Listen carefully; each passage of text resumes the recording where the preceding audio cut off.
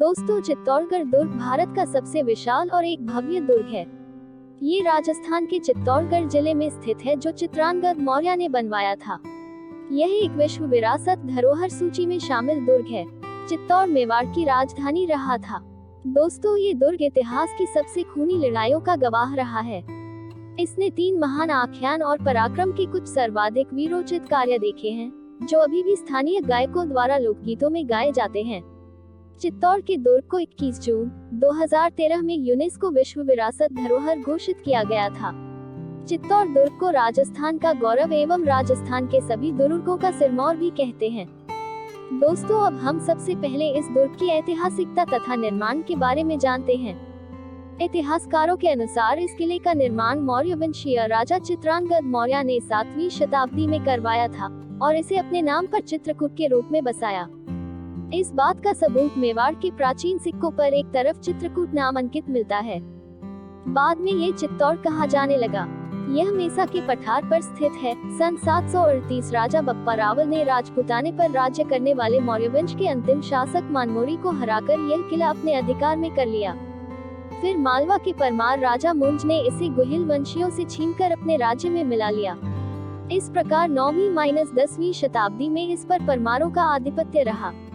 सन 1133 में गुजरात के सोलंकी राजा जयसिंह सिद्धराज ने यशोवर्मन को हराकर परमारों से मालवा छीन लिया, जिसके कारण चित्तौड़गढ़ का दुर्ग भी सोलंकियों के अधिकार में आ गया। तदनंतर जयसिंह के उत्तराधिकारी कुमारपाल के भतीजे अजयपाल से वैवाहिक संबंध बनाकर चित्तौड़गढ़ के राजा सामंत सिंह ने सन 1174 के आसपास पुनः गुहिल वंशियों का आधिपत्य स्थापित कर दिया। इन्हीं राजा सामंत सिंह का विवाह पृथ्वीराज चौहान की बहन पृथ्वीबाई से हुआ था। तराइन के द्वितीय युद्ध में सामंत सिंह की मृत्यु हो गई। सन 1213 से 1252 तक नागदा को इल्तुतमिश के द्वारा तहस नहस कर देने पर के बाद यहाँ राजा जैत्र सिंह ने अपनी राजधानी चित्तौड़ से शासन चलाया। सन 1303 में यहाँ के रावल रत्न सिंह की अलाउद्दीन खिलजी से लड़ाई हुई। ये लड़ाई चित्तौड़ के प्रथम शाके के नाम से प्रसिद्ध हुई। इस लड़ाई में अलाउद्दीन खिलजी की विजय हुई और उसने अपने पुत्र खेकर खां को ये राज्य सौंप दिया। खेकर खां ने वापसी पर चित्तौड़ का राजकाज कान्हादेव के भाई मालदेव को सौंप दिया था। काल के बारे में निश्चित तौर पर कुछ कहना थोड़ा मुश्किल है। एक किंवदंती के अनुसार पांडवों के दूसरे नायक भाई भीम ने इसे करीब 5000 वर्ष पूर्व बनवाया था। इस संबंध में प्रचलित कहानी यह है कि एक बार भीम जब संपत्ति की खोज में निकला तो उसे रास्ते में एक योगी निर्भयनाथ व एक यति कुकरेश्वर से भेंट होती है। भीम ने योगी से पारस पत्थर मांगा, जिसे योगी इस शर्त पर देने को राजी हुआ कि वह इस पहाड़ी स्थान पर रातों रात एक दुर्ग का निर्माण करवा दे। भीम ने अपने शौर्य और देवरुख भाइयों की सहायता से यह कार्य करीब समाप्त कर ही दिया था। सिर्फ दक्षिणी हिस्से का थोड़ा सा कार्य शेष था। योगी के हृदय में कपट ने स्थान ले लिया और उसने यति से मुर्गे की आवाज में बांध देने को कहा, जिससे भीम सवेरा समझकर निर्माण कार्य बंद कर दे और उसे पारस पत्थर नहीं देना पड़े। मुर्गे की बांध सुनते ही भीम को क्रोध आया और उसने क्रोध से अपनी एक लात जमीन पर दे मारी, जिससे वहाँ एक बड़ा सा गड्ढा बन गया, जिसे लोग भी लत तालाब के नाम से जानते हैं। वह स्थान जहाँ भीम के घुटने ने विश्राम किया भीम घोड़ी कहलाता है। जिस तालाब पर यति ने मुर्गे की बांध की थी वह कुकरेश्वर कहलाता है। बप्पा रावल के वंशज जो सिसोदिया राजवंश, जो कि गुहिल वंश की ही एक शाखा है, के संस्थापक राणा हमीर ने पुनः मालदेव से ये किला हस्तगत किया। हमीर बड़ा पराक्रमी और दूरदर्शी था। उसने यहाँ 50 वर्षों तक बड़ी योग्यता से शासन करते हुए अपने राज्य का विस्तार किया। उसी के प्रयत्नों से चित्तौड़ का गौरव पुनः स्थापित हो सका और रोड राज्य द्वारा स्थापित किया। सन 1538 में चित्तौड़ पर गुजरात के बहादुर शाह ने आक्रमण कर दिया। इस युद्ध को मेवाड़ का दूसरा शाका के रूप में जाना जाता है। सन 1567 में मेवाड़ का तीसरा शाका हुआ, जिसमें अकबर ने चित्तौड़ पर चढ़ाई कर दी थी। ये सब मुस्लिम आक्रमण चित्तौड़गढ़ की सांस्कृतिक विनाश का मुख्य कारणों में से एक है। तीसरे शाके के बाद ही सन 1559 में महाराणा उदय सिंह ने मेवाड़ की राजधानी चित्तौड़ से हटाकर अरावली के मध्य पिछोला झील के पास स्थापित कर दी, जो आज उदयपुर के नाम से जाना जाता है। दोस्तों, अब हम थोड़ा सा चित्तौड़ के जौहर के बारे में जानते हैं।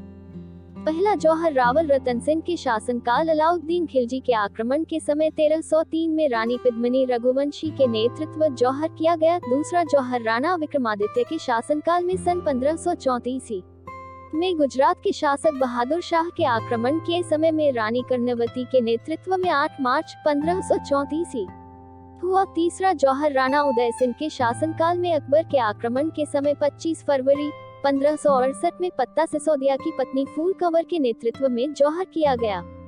इस प्रकार चित्तौड़ में कुल मिलाकर 3 जौहर हुए थे। दोस्तों, अब हम रणनीति के दृष्टिकोण से चित्तौड़गढ़ का राजधानी के रूप में महत्व जानते हैं। दोस्तों, चित्तौड़गढ़ का किला राजपूताने के इतिहास में हमेशा एक विशेष महत्व रखता रहा है। इसे मेवाड़ के गोहिल वंशियों की पहली राजधानी के रूप में सम्मान प्राप्त है, जिसे उन्होंने मौर्य वंश के अंतिम शासक मानमोनी को हराकर अपने अधिकार में कर लिया था। ये दुर्ग अरावली की पहाड़ी पर उत्तर से दक्षिण की ओर लंबाई में बना है, जिसमें बीच में समतल भूमि आ जाने के कारण एक कुंड, तालाब, मंदिर, महल आदि सभी एक निश्चित निर्माण योजना के तहत समय समय पर बनते रहे हैं। कुछ जलाशय तो ऐसे हैं जो निरंतर जलापूर्ति के साधन के रूप में काम आते रहे हैं। इस गढ़ के संबंध में प्रचलित एक कहावत है जो इस दुर्ग के महत्व को बताती है। गढ़ तो चित्तौड़गढ़ और सब गधया। वास्तव में इस दुर्ग का निर्माण अभी भी हमें विस्मय व रोमांच से भर देता है, लेकिन रणनीतिक दृष्टिकोण से देखने पर पता चलता है कि अपने भौगोलिक कारणों से ये दुर्ग युद्ध के लिए रणथंभौर और कुम्भलगढ़ जैसे दुर्गों की तरह उपयुक्त नहीं था। संदेह किला सुदृढ़ था। पहाड़ी के किनारे किनारे उदग्र खड़े चट्टानों की पंक्ति थी, जिसके ऊपर एक ऊंचा और सुदृढ़ प्रकार बना हुआ था। साथ ही साथ दुर्ग में प्रवेश करने के लिए लगातार 7 दरवाजे कुछ अंतराल पर बनाए गए थे। इन सब कारणों से किले में प्रवेश कर पाना तो शत्रुओं के लिए बहुत ही मुश्किल था, परंतु यह विस्तृत मैदान के बीच एक लंबी पहाड़ी पर बना है जो अन्य पर्वत श्रेणियों से पृथक हो गया है। अतएव शत्रुओं द्वारा उसका घेरा डालकर किले में इस्तेमाल होने वाला रसद पहुंचाना सुगमता से रोक दिया जाता था। इस दुर्ग का जब जब घेरा डाला गया तब तब गढ़ में भोजन सामग्री विद्यमान रहने तक ही गढ़ सुरक्षित रहा। भोजनादि सामग्री खत्म होते ही राजपूतों को विवश होकर युद्ध के लिए किले का द्वार खोल देना पड़ता था, लेकिन प्रायः शत्रुओं की बड़ी सेना होने की स्थिति में उन्हें हार का सामना करना पड़ता था। इस प्रकार हम देखते हैं कि चित्तौड़गढ़ का राजधानी के रूप में चयन रणनीति की दृष्टि से उचित नहीं था, और यही कारण था कि महाराणा उदय सिंह ने उदयपुर को अपनी राजधानी बनाई, जो चारों तरफ पर्वतों से घिरे होने के कारण ज्यादा सुरक्षित था। वर्तमान में चित्तौड़गढ़ जंक्शन से किले के ऊपर तक पक्की सड़क बनी हुई है। करीब 1.25 मील जाने पर गंभीरी नदी आती है, जिस पर अलाउद्दीन खिलजी के शाहजादे खेकर खां का सन 1303 सम 1360 में बनवाया हुआ पत्थर का एक सुदृढ़ पुल है। कुछ लोगों का मानना है कि यह पुल राणा हमीर सिंह, जो राणा लक्ष्मण सिंह के पुत्र अरिसिंह ने, जो अलाउद्दीन के साथ लड़ाई में मारा गया था, ने बनवाया था, लेकिन ज्यादातर विद्वान इससे सहमत नहीं हैं, क्योंकि इस पुल के निर्माण में कई हिंदू और जैन मंदिरों को गिराकर उसके पत्थरों का इस्तेमाल किया गया है। साथ ही इसकी निर्माण शैली भी मुसलमान सार्वजनिक है। नदी के जल प्रवाह के लिए 10 मेहराबें बनी हैं, जिसमें 9 के ऊपर के सिरे नुकीले हैं। नदी के पश्चिमी तट से छठे का अग्रभाग अर्धवृत्ताकार है। पुल से थोड़ी दूर जाने पर कोट से घिरा हुआ चित्तौड़ का कस्बा आता है, जिसको तलहट्टिका कहते हैं। कस्बे में जिले की कचहरी है, जिसके पास से किले की चढ़ाई प्रारंभ हो जाती है। दुर्ग के अंतिम प्रवेश तक कुल 7 दरवाजे बनाए गए हैं। इसमें प्रवेश के रास्ते से लेकर अंदर के परिसर तक कई एक इमारतें हैं, जिनका संक्षिप्त उल्लेख इस प्रकार है। सबसे पहले प्रवेश द्वार नंबर 1 पाटन पोल। ये दुर्ग का प्रथम प्रवेश द्वार है। पाटन पोल मूल रूप से पाटन पोल कही जाती थी। गुजरात के सोलंकी शासक सिद्धराज और कुमारपाल के राज में इस पोल का निर्माण हुआ था, और इस पोल की दिशा सोलंकियों की राजधानी पाटन की तरफ थी, और इस पोल से पाटन की ओर सीधा रास्ता जाता था। इसी कारण इस द्वार को पाटन पोल कहा जाता है। जब चित्रकूट पराधीन हो गया, तब यहाँ के वीर योद्धा गाडिया लोहारों ने प्रतिज्ञा ली थी कि जब तक चित्रकूट स्वतंत्र न हो जाए तब तक वे 1. इस दुर्ग पर नहीं चढ़ेंगे, 2. घर बनाकर नहीं रहेंगे, 3. पीने के लिए पानी का रस्सा नहीं रखेंगे, मिट्टी के बर्तन में ही खाएंगे, जैसी प्रतिज्ञा ली थी। जन्मभूमि के प्रति देशभक्ति एवं स्वामी भक्ति की मिसाल कायम की, और तब से अब ये स्वतंत्रता प्रेमी बैलगाड़ी में ही घर बनाकर देश के कोने कोने में तब से अब तक गुमनाम भटक रहे हैं। कि गथा का प्राचीन सुरक्षित स्मारक पाटन पोल के समीप ही इन गाडिया लोहारों की देश के प्रति देशभक्ति और बलिदान की गौरव गाथा को बताता है। रावत बाघा सिंह का स्मारक। दुर्ग के प्रथम द्वार पाटन पोल के बाहर के चबूतरे पर ही रावत बाघा सिंह का स्मारक बना हुआ है।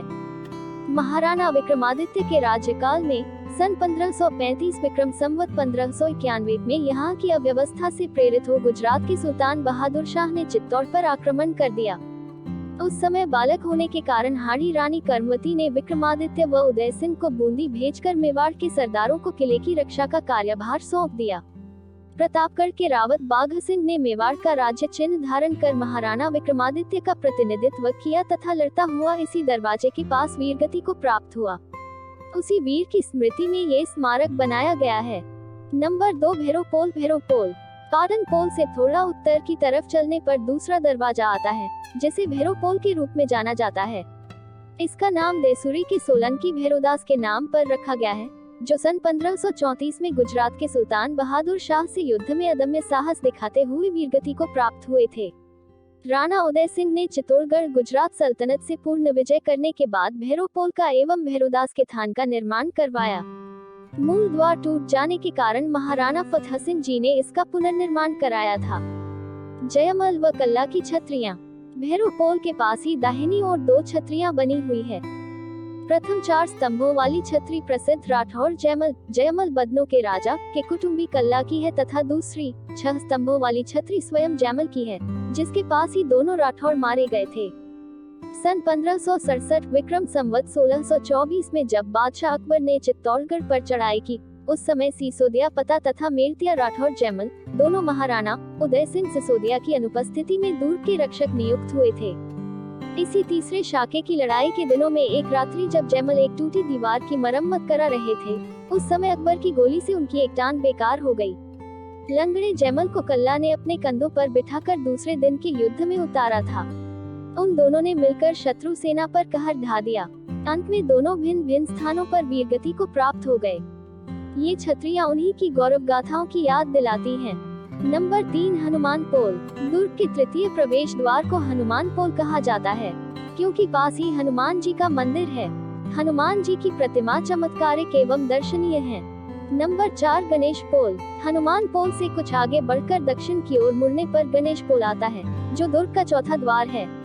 इसके पास ही गणपति जी का मंदिर है। नंबर 5 जोड़ला पोल। ये दुर्ग का 5वां द्वार है और छठे द्वार के बिल्कुल पास होने के कारण इसे जोड़ला पोल कहा जाता है।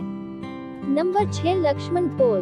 दुर्ग के इस छठे द्वार के पास ही एक छोटा सा लक्ष्मण जी का मंदिर है, जिसके कारण इसका नाम लक्ष्मण पोल है। नंबर 7 राम पोल। लक्ष्मण पोल से आगे बढ़ने पर एक पश्चिमाभिमुख प्रवेश द्वार मिलता है, जिससे होकर किले के अंदर प्रवेश कर सकते हैं।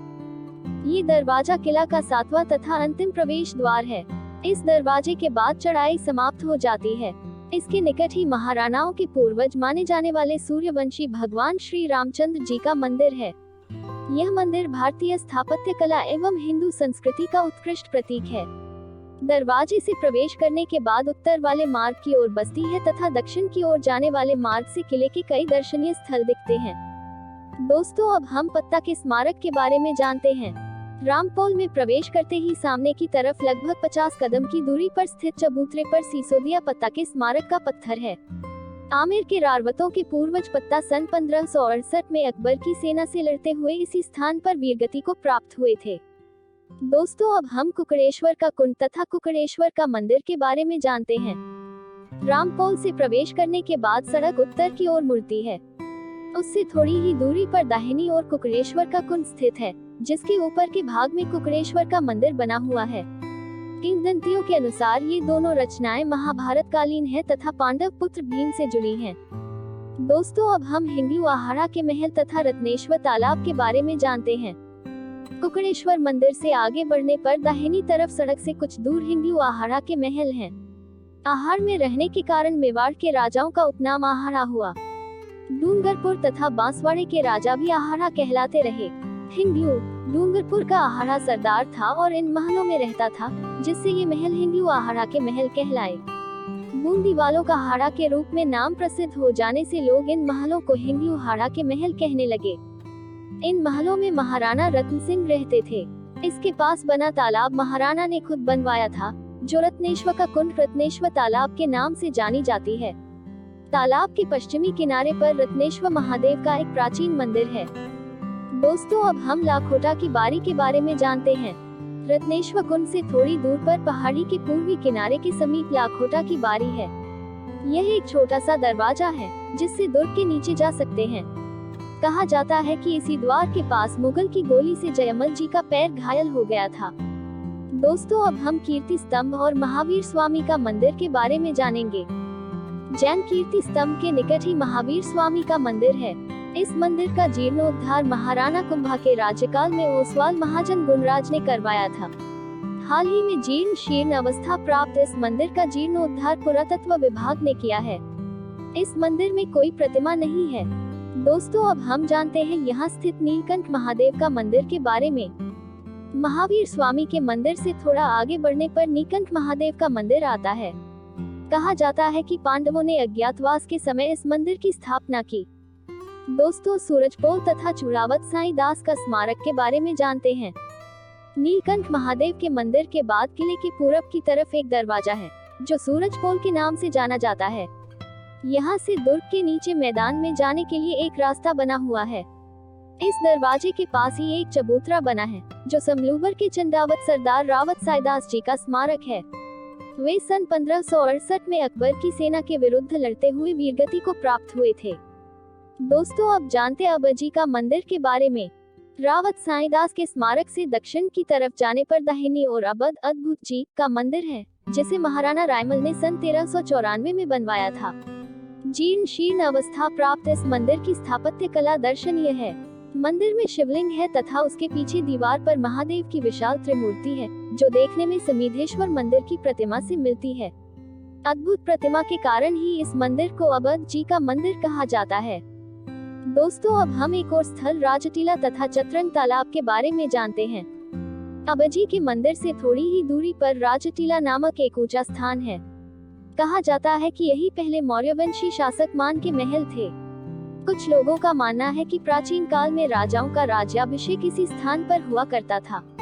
इस स्थान के पास से सड़क पश्चिम की ओर मुड़ जाती है।